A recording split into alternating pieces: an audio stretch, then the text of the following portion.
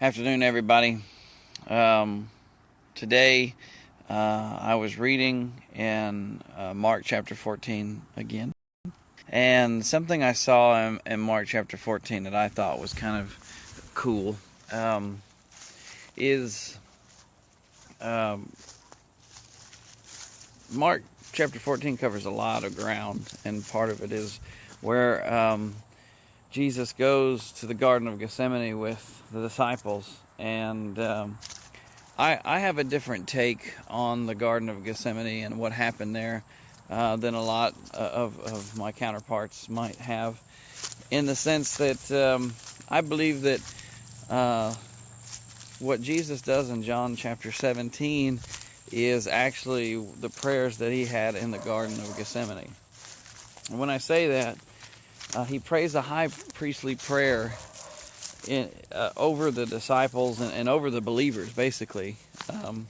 And what's interesting about my take on the whole idea of Jesus praying over the disciples being different is today the institutional thought about Jesus in the garden is that he was at a weak point, and that the flesh was strong, and that he was at a weak point. And so in his concerns and the sweating of blood and you know how Jesus is acting in the garden is explained away with the idea that he is struggling with the flesh, and he is weak at the moment, concerned about what he's about to go through. But I just don't see Jesus as falling prey to weakness or to being concerned about his own well-being. In fact, if you read John chapter 17 and then you kind of focus on what Jesus does in the Last Supper, to me, he seems much more concerned about the fact that he's not going to be with the disciples or the believers here on earth any longer. And he's telling them, I'm not going to be here much longer. I'm leaving. He tells them, I won't taste the fruit of the vine again until he's in God's kingdom. He says that, he tells Peter, you're going to betray me. He's saying some pretty dark things to these guys, but the dark things that he's saying is that, hey, I'm going to have to leave. And so the mood that I see Jesus being in has nothing to do with weakness or flesh or, and this goes completely against so many teachings, but it just doesn't make any sense to me to try to say that Jesus was somehow weak at that moment. And so one of the other things that you can look at in John chapter 17 is how Jesus's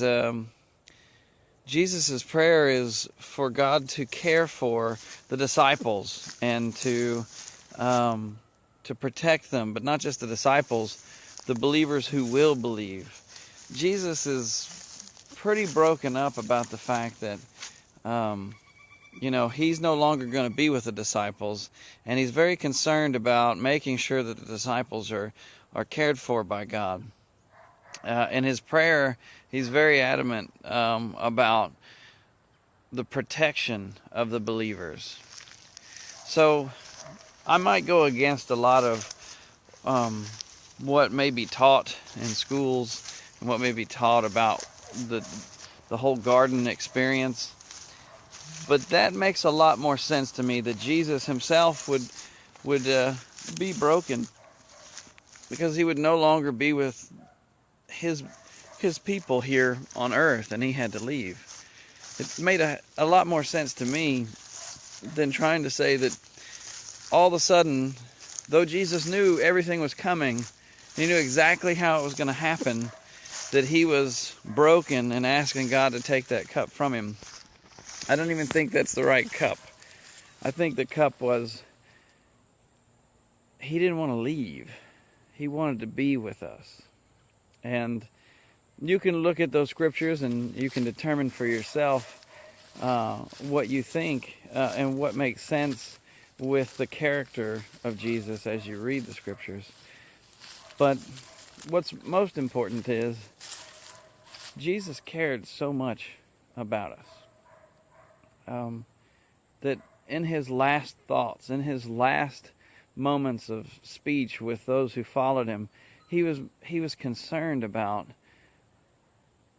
what we were going to be treated like, what we were going to be protected from here on earth. And I don't know that people read those prayers from Jesus and understand the amount of love that he has for us. And when I say us, I mean you. How much love he has for you. That he was ready to go into his own death. He's ready to go into a period of one of the worst ways to die. And he knew that was coming. But his concern was you. His concern was me. That sounds like the characteristics of Jesus. That sounds exactly like the Jesus I've studied throughout Scripture. And not only does it sound like him, but it makes me think, do I love him like he loves me?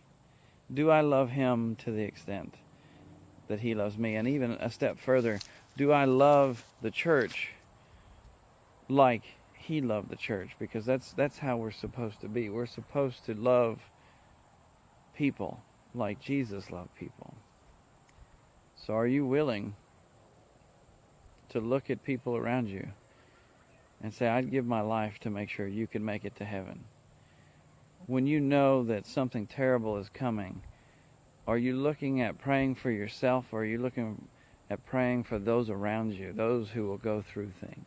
Is your love extended beyond who you are to those around you, those you love, those that you may not even know? And that's another thing. Jesus prayed for people who will believe. He was praying for people that haven't even been born yet. He was praying for you. I just think that's an important lesson. And I think it's kind of interesting to study these things that we're taught, almost indoctrinated to understand and believe. We need to really study these things and get our understanding from what God directs us in. Know what the Bible really says in the original language is, and know, after speaking to God, what he has to say about these things. That's what God gave me this afternoon. God bless you guys. Thanks.